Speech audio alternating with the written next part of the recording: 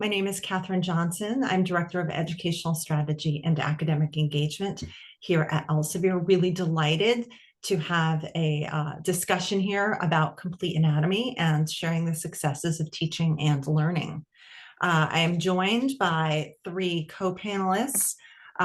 Olivia Murray, who will be here shortly, is an anatomy teaching fellow at the University of Edinburgh, where she teaches across a range of undergraduate and postgraduate courses. Her teaching and research interests are divided between the fields of med ed and reproduction.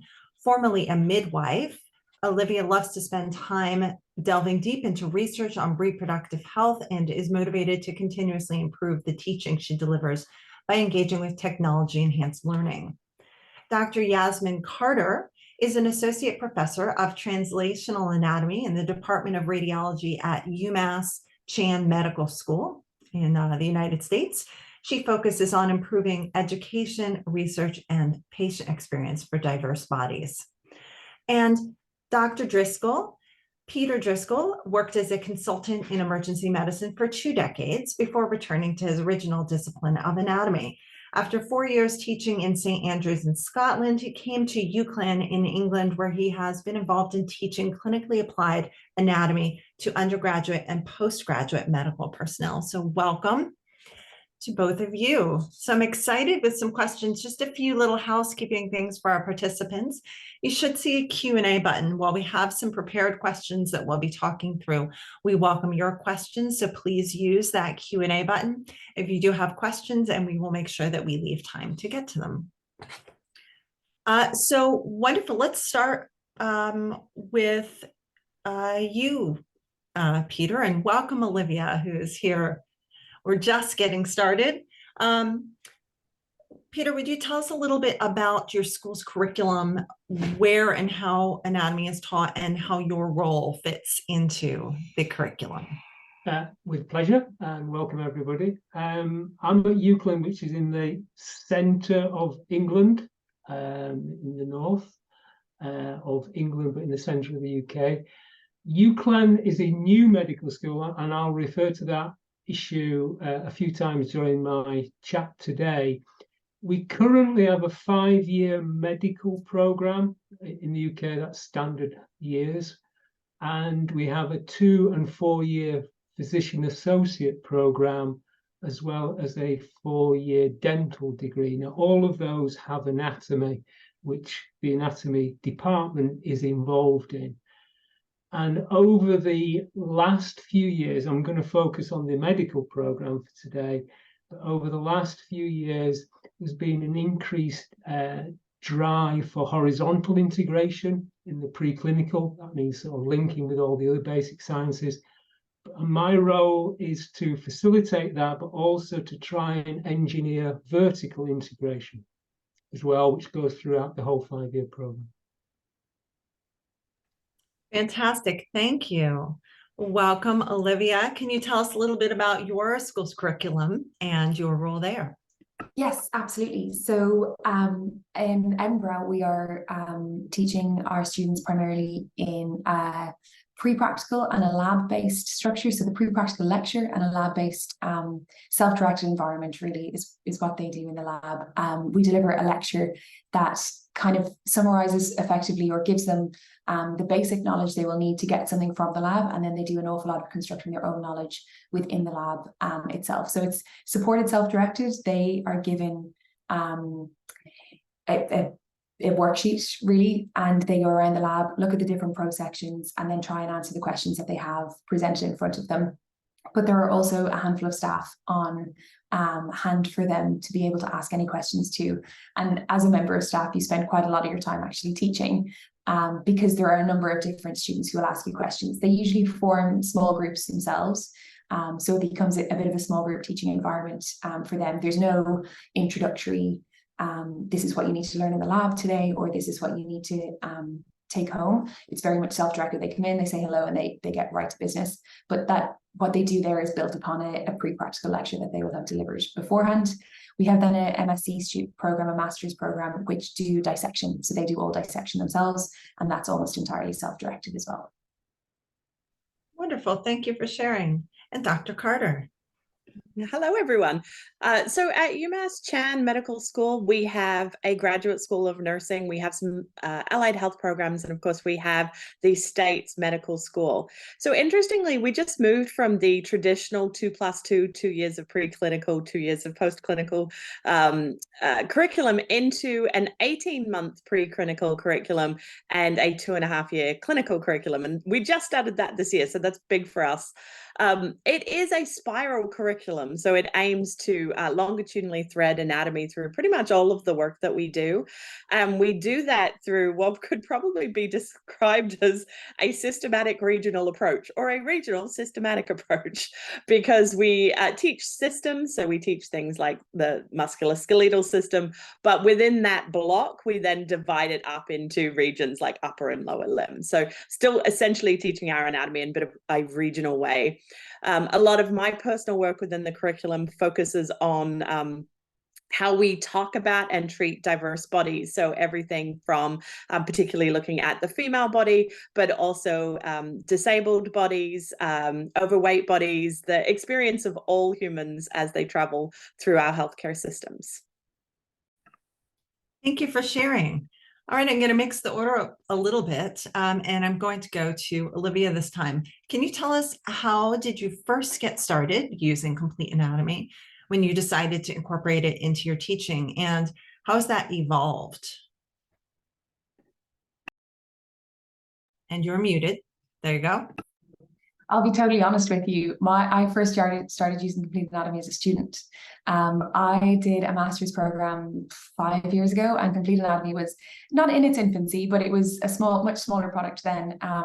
And it is the only thing that got me through an anatomy degree. I have just come from a lecture, hence why I joined this late, and I said the exact same thing to those students in the lecture, because the search bar allows me to ask it a question.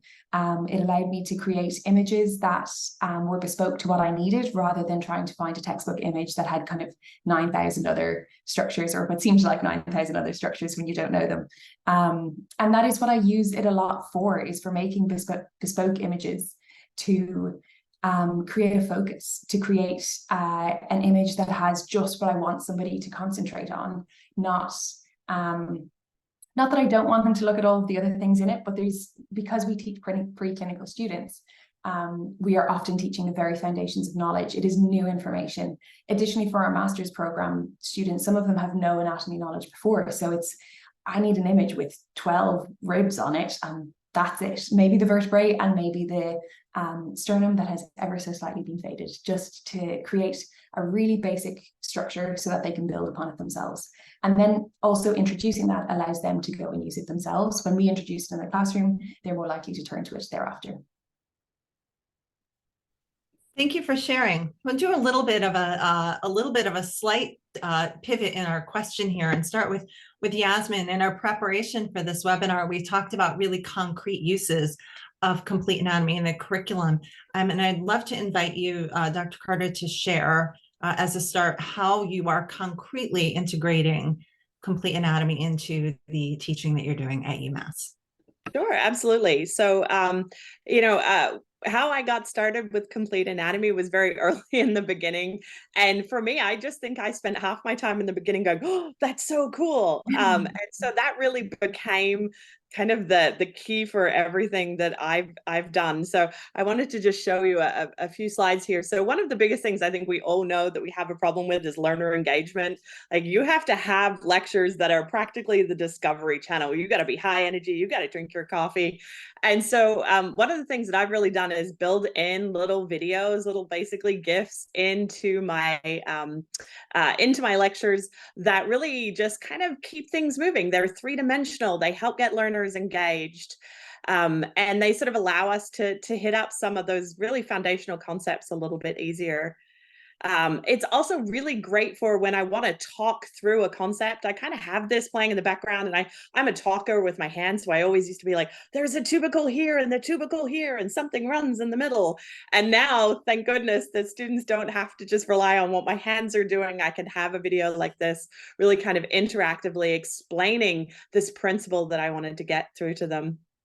And of course, one of the big ones for me is actually just understanding and taking knowledge to that fourth dimension. So, unfortunately, I think our learners tend to get this idea that anatomy is rote learning. I'm going to learn a bunch of Latin and then I'm going to spit it back out at you.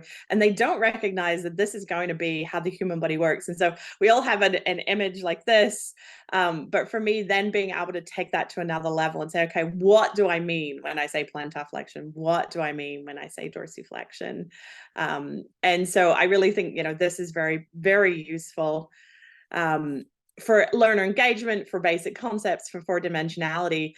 The other thing that I use it a lot for is for deep links. So, in lab, in lecture, there are a lot of times when I want somebody to understand a concept and I want to give them a whole other layer. And so I use, you can see here our lab book for our hard tissues, for our dry lab. And you'll see that on each page, I have a link.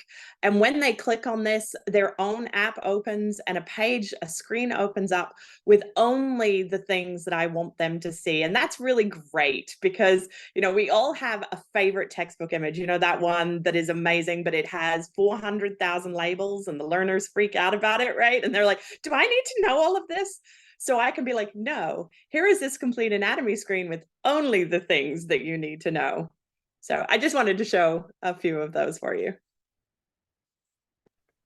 I love that. Thank you for sharing. And certainly learner engagement is one of those things that's really, we're all keen, I think, to do. Olivia, I'm going to go to you next to talk about that concrete implementation. Yeah, great. No worries. I hope you can see my screen, Catherine. Yeah, great. Yasmin, you've absolutely teed me up here to say the exact same thing as you, and you went for the front of the knee and I went for the back of it because maybe there's a common thought there where we both know that there's a lot going on that you want to try and teach. So our first implementation is usually in the lab. We have iPads right beside the prosected material that the students are looking at.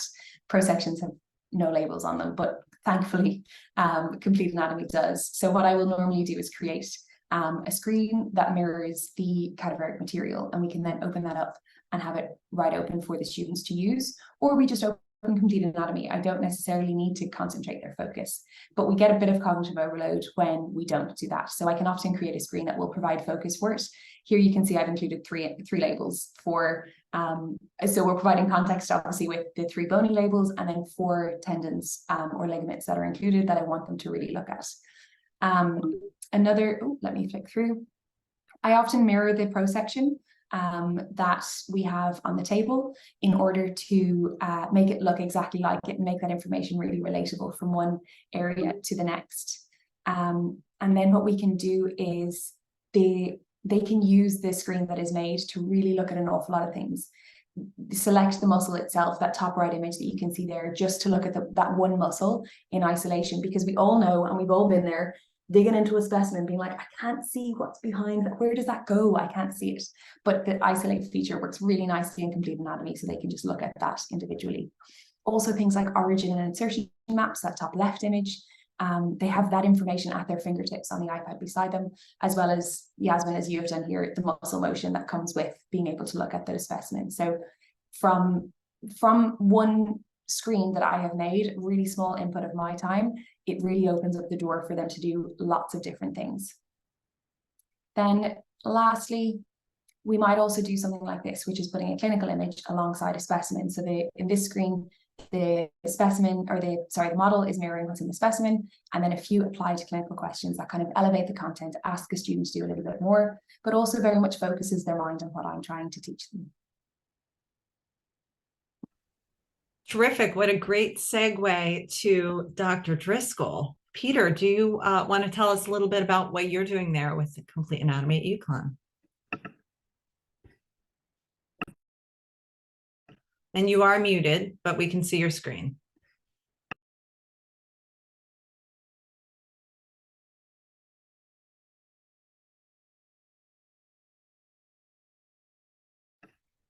Still muted. There you go. Try again. Now we can hear you, and there we go. Perfect. Okay. Well,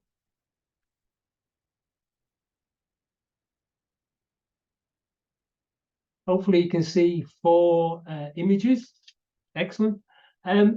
Very much the summary of my learned colleagues. I started out really trying to develop a pro-section, coming from a cadaveric training background.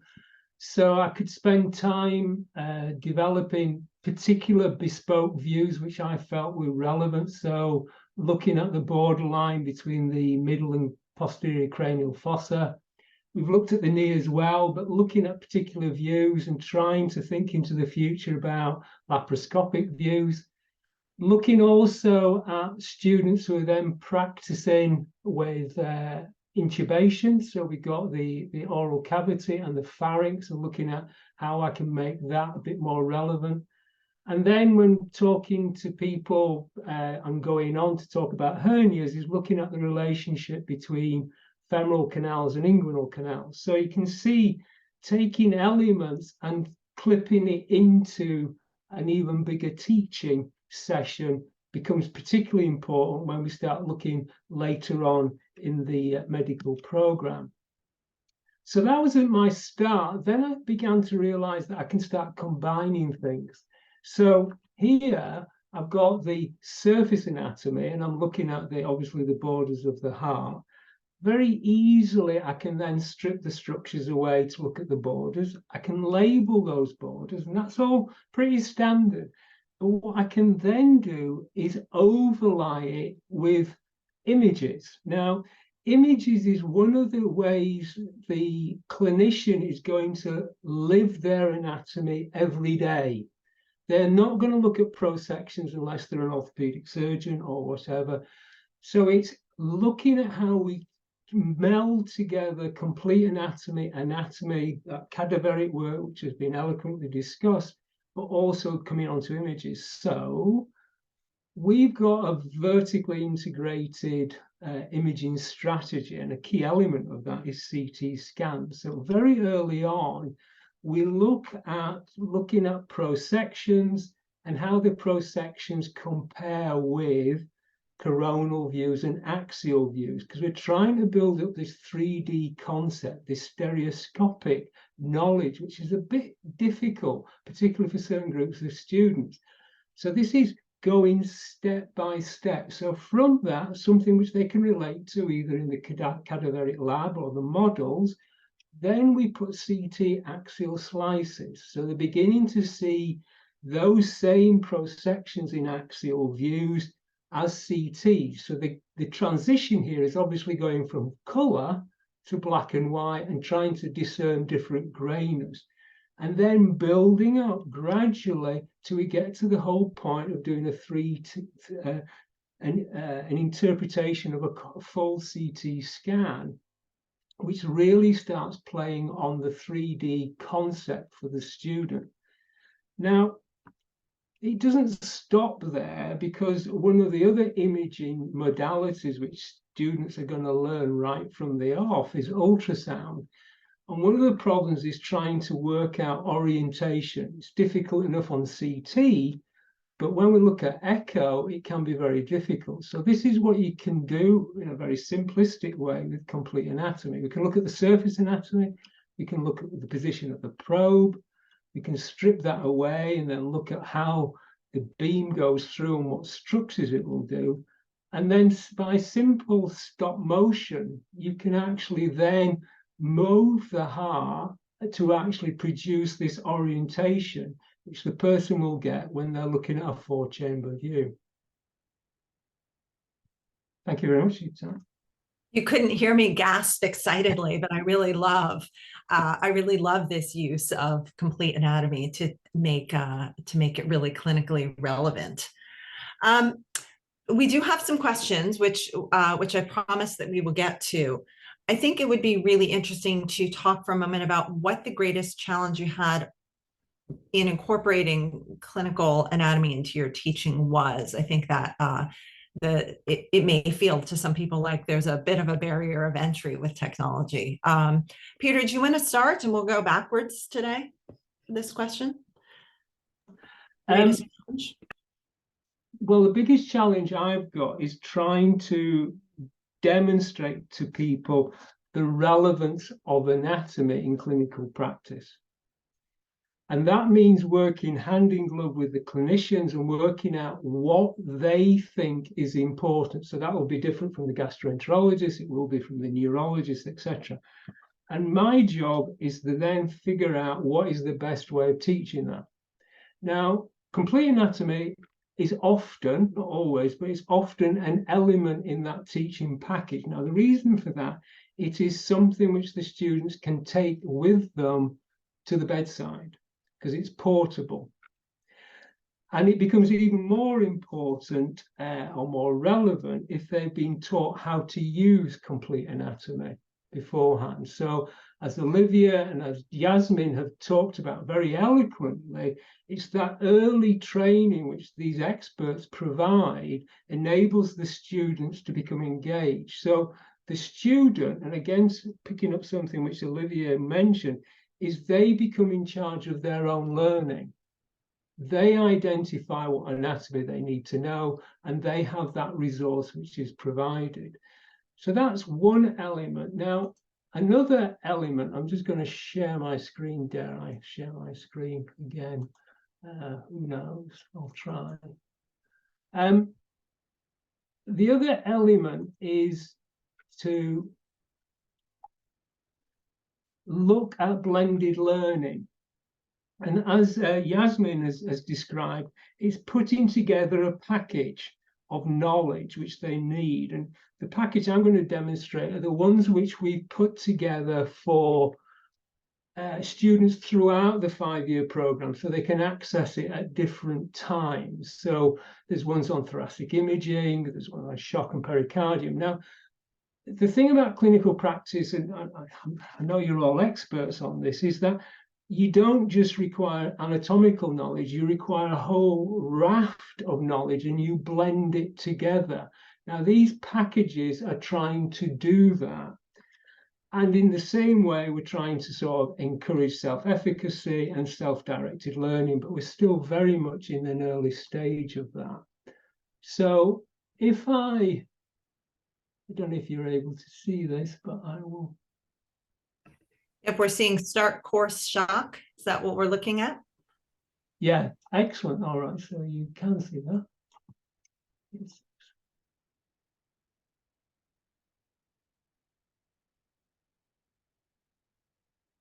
No, anyhow. Yeah. So if you got this, we start with the course, we can go through it. I'll just try and with my ineptitude.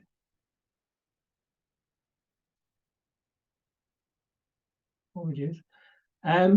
It's using another software, but in this, the element was to try and cover shock. Now, self-evidently, shock can be caused by many different causes, so we have to cover what different types. Bleeding is one of the causes, but there are others. And so we're looking at students who are going to be tackling this from first year in their physiology labs right through to 5th year. So we need to cover a number of modalities which are listed there. We want to encourage self-efficacy, self-learning. So there's a lot of quizzes. They can access it at different years, etc. They can get what they want out of it. They're directed by doing quizzes beforehand and then going to the appropriate point. Now, one of the parts is obviously bleeding and where they're bleeding from. Now, that's very anatomy. So you can see a package has anatomy in it. It's not all anatomy. It's what do you need with what can you remember of your anatomy for that particular problem. So we go down and then we get to some complete anatomy images, which are looking at where the bleeding could collect. If you've got a shocked patient, there isn't that many places in the body in an adult which can collect sufficient cardiac output to produce shock. Now, one of the areas which is notoriously difficult for students to conceptualize is the retroperitoneum. So what you can then do is you can do these links, as Yasmin has described, where you actually go into complete anatomy And you can, in that, produce bespoke models, which actually can produce whatever you want. In this particular case, the model which I was trying to develop was the retroperitoneal structures, and I'm trying to figure out, can they remember what the big organs are? So they can then play with a three-dimensional model, and I can attach questions to that relevant to what they're doing. So I'm going to stop there. I'll stop sharing. And just to describe, the difficulties are trying to make people aware that anatomy is important. Now, I'm going to come up with an important point now. If you talk to a gastroenterologist or a surgeon or a physician, they have that knowledge at their fingertips, but they don't verbalize it. So they will know that if a patient is presenting with X, Y, and Z, there is a whole heap of physiology and anatomy underneath it. But unless they verbalize it, the students won't pick it up. And so what we have to do is train the students to look for the anatomy and look for the basic sciences, as well as train the faculty to begin to talk out loud in their deductive process. Thank you, Peter. Yeah, Yasmin and I are nodding, right? It's the classic thing of when you're an expert, we forget what it's like to be a novice. And I really love that example and that reminder to verbalize for people. I see some hands raised. I want to encourage anyone in the audience to use the Q&A button at the bottom here. There should be a Q&A at the bottom bar of our Zoom webinar here, and you can ask those questions. And as I said, I promise we'll get to them. I want to pop over to, I guess, to you, Yasmin, to talk about both two things, since we're now intermixing. Peter's given us a little bit of, how do I use this in a clinical setting? But also want to make sure that we're able to talk about what challenges you've had, if any, in integrating complete anatomy into the curriculum there. Sure. So, I'll be 100% honest. The challenges occur on two sides. One is best described as the technology side. So I have 175 learners in a room. I couldn't set this and say, like, let's all look at the same screen, because the Wi-Fi just won't cope with it. So for me, it's very much a case of a lot of the time, I don't even know that I trust the Wi-Fi for my own computer. So that's why you'll see me do a lot of recordings. And somebody asked, I just use QuickTime screen recording, which is really nice because you can do a voiceover as well if you're producing like an independent learning module or anything like that. And then the other side of the issue would be that once you have one faculty member who uses a program like this, then the learners want all of the faculty members to do it. And you do end up with a bit of a learning curve for other faculty. And when you are the person who is the person that started off using it and is really like, rah, rah, rah, this is great, you will find yourself the unofficial trainer for your institution. So from that perspective, I think that incorporating complete anatomy into the curriculum for the first time, those are a couple of things to think about. In terms of the learners, one thing that's really shocked me, and it's something we're working on, our musculoskeletal section is quite a way into our curriculum. And we use complete anatomy, I would say almost the heaviest in MSK, just because that's also kind of one I teach in a lot. So it kind of ended up top heavy. But it blows my mind. On literally the first day of class, we're like, here's complete anatomy, here's your codes, here's how to use it. You'll see it in all these different places, and we use it along the way. And then probably a third of students, when we get to SMS, will be like, oh, this is so cool. I didn't know we had access to this. And I'm just like, what? So consistency is key. Anywhere you can think to encourage them to use it, you will see that greater uptick. So that's life, but it's been my experience.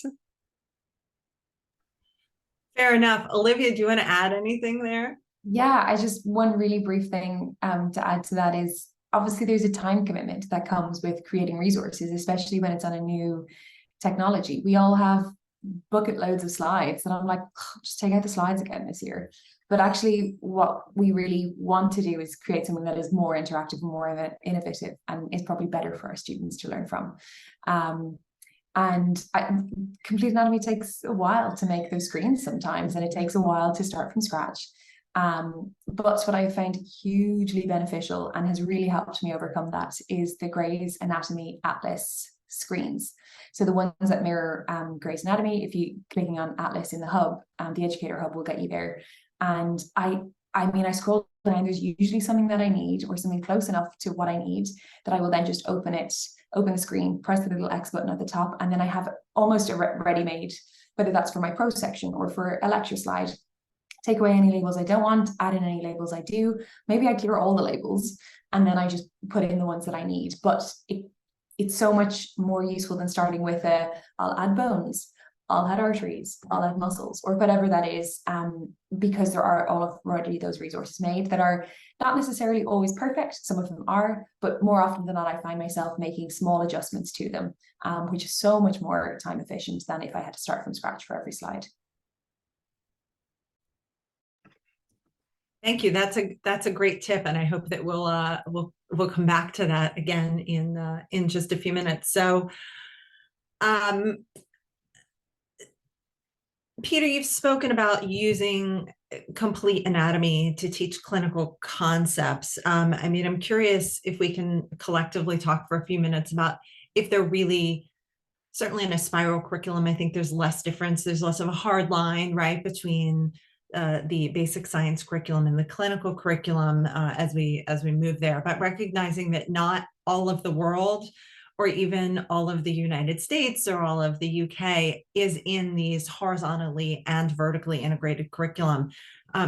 Is there a way that you would use Complete Anatomy differently to teach in a more pure basic science curriculum than you would in a clinical curriculum? And I will open this to whoever wants to start answering that question.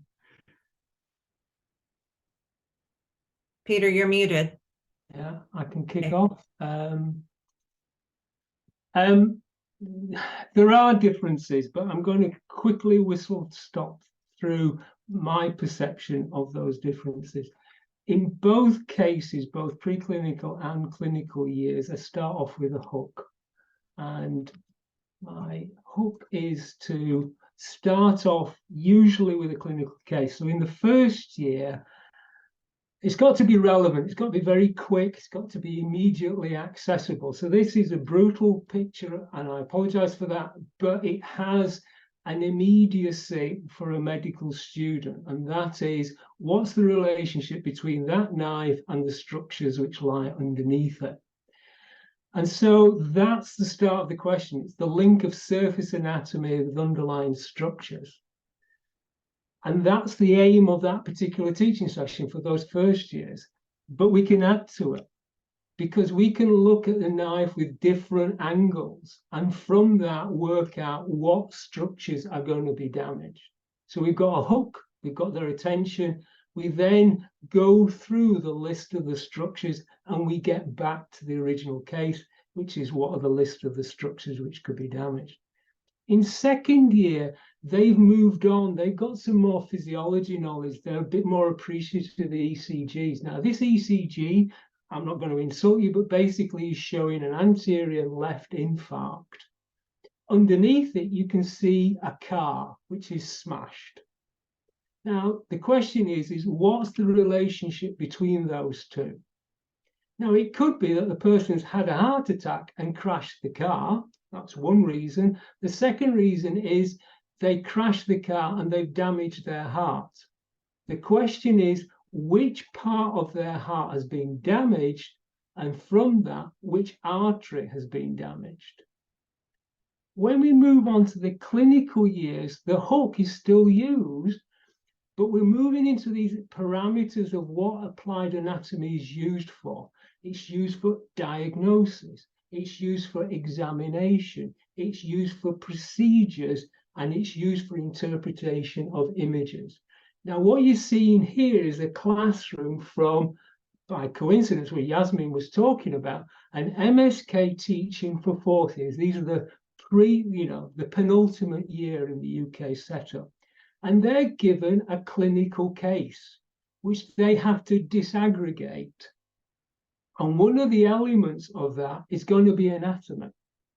So you can see here, one of the cases was septic arthritis. They have to go back and work out the anatomy of the knee. You can see them using complete anatomy images. This is a teaching session which is given by a physiotherapist, is looking at a frozen shoulder. They disaggregate it. They have to go back to the structures of the shoulder and work it out. On the right-hand side for you was a case which basically was a ruptured calcaneal tendon. So the previous ones have been using plain imaging. These are now using ultrasound. And they're using ultrasound to not only remind themselves about the anatomy, but also look at the deeper structures which could be involved. Because another thing which we're linking on is looking at compartment syndrome, which will happen on later on in the program. Now, the final year brings lots of stuff together. We build up to a final year simulation where the people have to work. And so we will incorporate in that anatomy. Now, this is a teaching session using complete anatomy, going through an emergency thoracotomy, identifying the structures, what to identify, etc. There's then a teaching session on CT, reminding them how to interpret the CT, and it all builds together into a team effort where they're acting together as a team, carrying out individual tasks simultaneously. But you can see anatomy is not everything, but it's an important part in each part of those elements. I'll stop sharing. Thank you. Wonderful. Thank you. I'm going to go. Gosh, who wants to go next, Olivia or Yasmin? Sure. Catherine, repeat your question to me and what you are. Yeah, so interested in the tradition, more traditional anatomical curriculum or basic science curriculum versus an integrated or truly spiral curriculum. Would you use anatomy very differently in those two contexts, complete anatomy? Probably not hugely. Unfortunately, we're not lucky enough to spiral our curriculum. We're pretty much first and second year preclinical teaching is what we spend an awful lot of our time doing. With COVID, we somehow lost any follow-up. We used to have trauma and orthopedics in kind of fourth and fifth year. And COVID, the reality of, Catherine, I wish I was telling you, yes, absolutely, we use it across the board. But the reality of that is, that we just never got those teaching hours back post-COVID. But what we do find, and this is almost taking us out of the equation from, the sage on the stage situation, is if we can teach students that complete anatomy as a resource for them to rely on the whole way through their careers, they will use it. I don't have to be there beside them and say, you know what, remember this really good resource, I find students emailing me from our third and fourth and fifth years that are here, and they will always, if they're looking for something, it's always a screenshot of complete anatomy that they'll say, see this, I'm not sure about the relationship between the phrenic nerve and whatever the structure is that they're talking about. And they'll send you a screenshot of complete anatomy, because that's the best way for them to be able to ask me the question. And it shows that they're using it, using it to ask me a question, but I can assume that they're using it for other things as well. It's not realistic to think that they're just opening it up for that purpose. So though we don't get to teach those future years, I think if we can implement use of it early on, it's a good enough resource that they will return to it themselves. Fantastic. Yasmin? So probably one of the big differences I would say for us, if I was looking at a very traditional curriculum, the complete anatomy basic model. As I step into regions, or say, you know, someone's in an OBGYN clerkship or an ophthalmology clerkship, this is a really great time for the micro models. So it's not something we necessarily talk a lot about in complete anatomy. But for example, if I am teaching the erectile bodies of the perineum, I'm really going to bring up that micro model of the female and the male external genitalia, because it is so great for me, not just to be able to say, like, here is, you know, here's a penis, here's a clitoris, but like, let's compare sizes, let's compare the placement of the nerves. Why is this important? What do we see here? And really to have those side by side, and to have sort of micro musculature, micro anatomy, really, I find that very useful. One thing I think as well that we don't talk about is a lot of the hidden curriculum of anatomy. And so we talk about the human body, we talk about a lot of concepts around how we live in these diverse bodies. And because anatomy tends to be so early in our curriculum, we are really setting the tone for how learners speak about the human body for essentially their entire careers. I mean, really, you know, a lot of other clinicians talk about having to train bad habits out of learners. And so one of the things that I really use complete anatomy very heavily for is what we call the female first model. So we actually teach, when in doubt, when we possibly can, we teach with the female body, so that we kind of move away from this idea of the male body being this unisex, and actually being able to bring up both models to really show, you know, in the preclinical curriculum, this is very much a binarized system where we talk about the male body and the female body, but being able to use both of those is something no textbook is able to give me currently. And so that is actually really powerful in terms of setting the tone, and I think will actually impact a generation of learners. So we emphasize that very heavily in our foundational curriculum, because it's an opportunity to set the tone in terms of language. Wonderful. I really love that. Thank you. Thank you for sharing. So we did have a comment, Peter, kudos on your explanation there. And someone asked if you would mind sharing the slide of the chest. I think we did say we would share some of these after. It is perfect for teaching heart tone assessment in nursing. So that's terrific. If anyone has questions, please, again, we're getting close to the end here. I want to make sure that we have a chance to talk about those. I do want to go with one more prepared question, because it's really so important, right? As we've talked about, integrating any new technology does take time, and there is always a learning curve. What advice would you give to others just starting out or still learning how to teach with complete anatomy? And I'm going to start with you, Yasmin, and then go to Peter and then Olivia. So again, I think this probably ties a little bit to what I was talking about. Don't be the only person using complete anatomy. You know, once you figure out that you like it, try and build yourself a team. Encourage your colleagues to get involved, because I've never found anyone who isn't super excited once they learn how to do it. But when you have a team, it's amazing what you can do, and you can really learn to share screens. I have to say, I love what Olivia said. Like, nobody wants to reinvent the wheel. You shouldn't really be creating screens from scratch. It's going to take so much time. So you know, using the Grey's Anatomy, using the screens that are created in complete anatomy, and then kind of hitting up your team can be so powerful in terms of reducing that sort of time sink for doing it.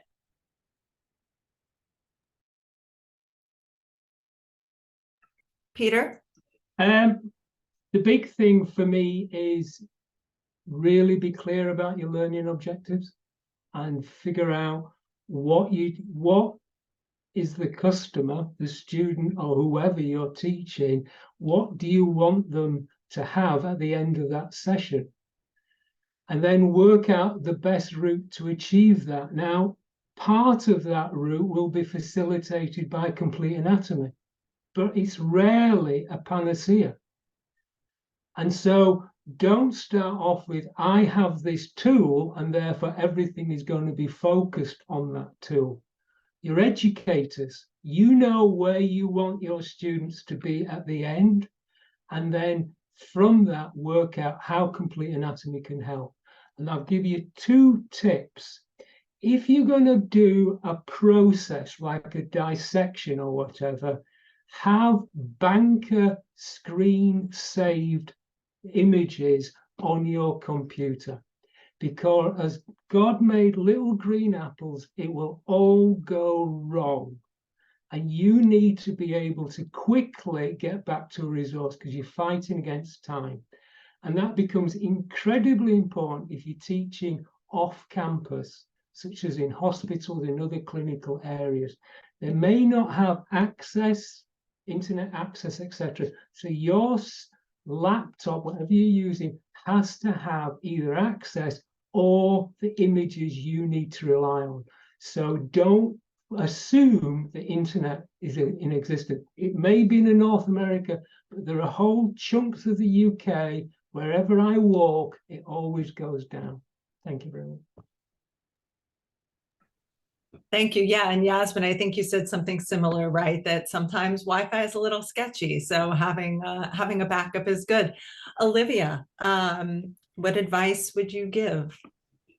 I think the most useful thing that I could say to somebody is I mean, it's so generic, but spend time getting familiar with it.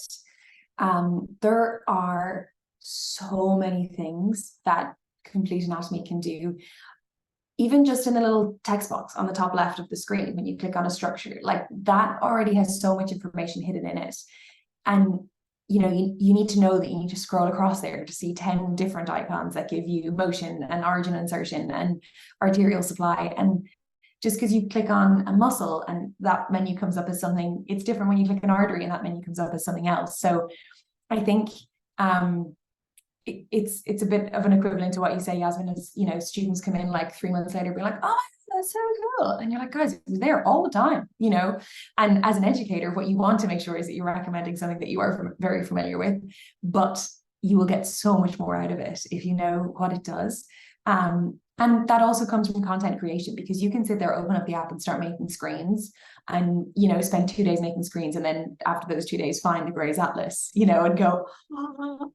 So what you really want to make sure is that you are familiar with it before you start, because sometimes the layout isn't super intuitive as an educator, because sometimes it's built for a student audience.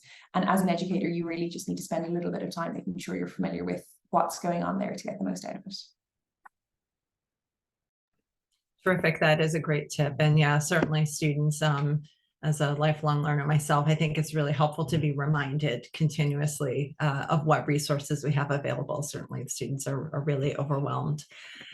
What question from Pat Whitworth, who is a guest, what have you all found to be the most efficient means of sharing complete anatomy content? Is that direct links, using sharing groups, saving stills, or something else? Yasmin? Yeah, so as I say, I'm a huge fan of the deep links. I think that that's a really stable way to get places. But I'm also a big fan of the group. So we create a group that is sort of like for the whole class, so say class of 2026, but then we'll create sort of specific lab groups and we'll create different groups. We've all had that experience when we're, you know, especially if you do still have a lecture format where you're lecturing and then you just know, right? From the look on everyone's faces, they didn't get it. You said something and they just did not get it. And so one of the things I love to do is I go back and I'll make a complete anatomy screen, or I'll create a little like lecture or video and I'll push it out to the class. And so they receive this in their app, and it's just sort of me being like, hey, so I noticed in lecture, maybe I didn't have the right images to really help you get this concept. So I'm just going to send this out to you and it's going to help you. And I found that to be incredibly useful. Wonderful. Oh, snaps from Olivia. Yes. Peter, what about you? What have you found the most efficient?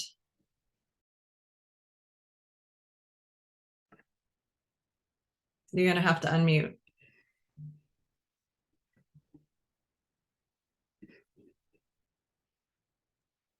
The most efficient for me is just sharing, and I construct things and then I send along links which they can do. one of the issues is that it takes a lot of memory.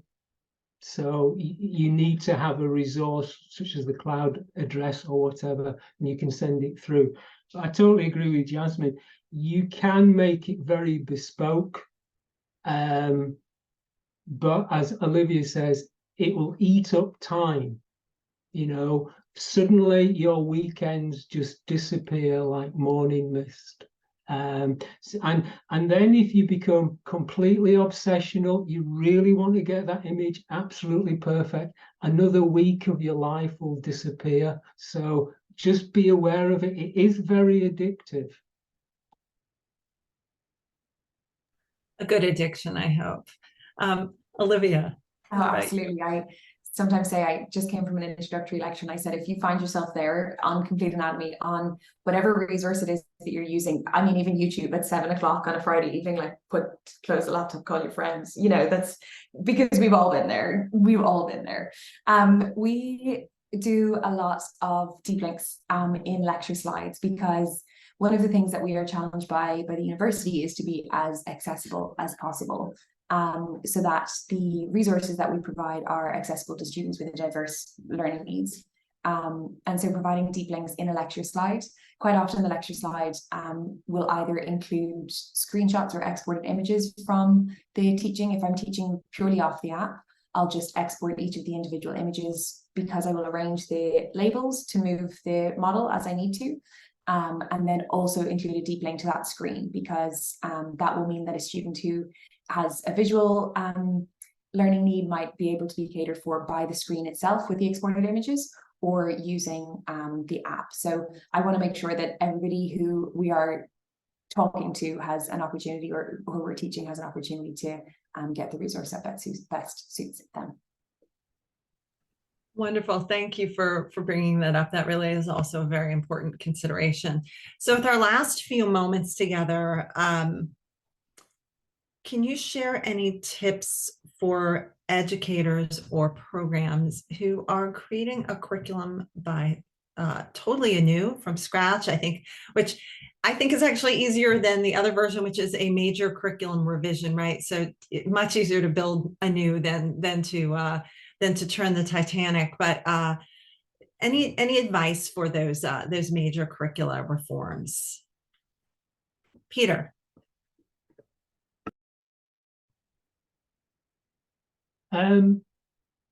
Quickly, the mental image I'd like to get through to you is horizontal and vertical integration is well accepted. Not being an educationalist, I was slow to detect that there's another important dimension, and this is self-efficacy and self-directed learning. So my mental model now is that learning is a block which you have to steer or help guide the student through this three-dimensional block.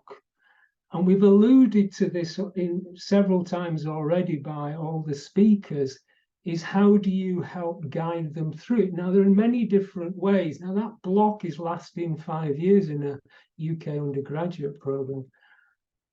My approach is to very much rely on small group teaching, using zones of proximal development, and then direct the student through it by guiding them through that three-dimensional approach. But, and it is a big but, that is a big logistical challenge, and you have to get on with lots and lots of people, because you're dealing with a lot of individual programs, and trying to put these, what to you seem like small teaching sessions, to guide them on the way can actually present significant logistical problems to the program directors. The spiral curriculum, yes. Yasmin, any thoughts? So I suppose I would think a little bit bigger picture as well. If you're an anatomist within any curriculum that requires accreditation, so for me at a medical school, it would be LCME. If I was at an optometry school, it would be MBEO. really recognizing that anatomy does so much more than what it says on the tin. A lot of people have devalued the role of anatomy in the medical curriculums. And so really highlighting a lot of that hidden curriculum, as I mentioned earlier, some of the work we do around gender equity and disabilities, and so much of the preparation for clinical skills. You know, I had a wonderful conversation with a radiologist recently who said to me, I can teach anyone radiology, I can't teach them communication. And, you know, if I had to say one of the preclinical topics that actually does that, it's anatomy. We teach so many skills. So I would say, you know, go back to your learning objectives and start highlighting that we do more than just tell you the origin insertion of a muscle. We tell you how to talk about humans and the human experience, individual identity and experience. Don't let them devalue anatomy. I love that. Olivia, would you like to wrap us up? I mean, it's hard to follow that, right? The only thing I think I've stood on this soapbox a couple of times, and I don't know why it's come out a lot today, but is to really acknowledge our place as educators is not to construct knowledge for our learners, it's to give them the tools to construct knowledge themselves. No matter what I say in a lecture, what really matters is what the student does outside of a lecture theatre. And if I'm thinking about how to best create my curriculum, I need to provide them with really good resources.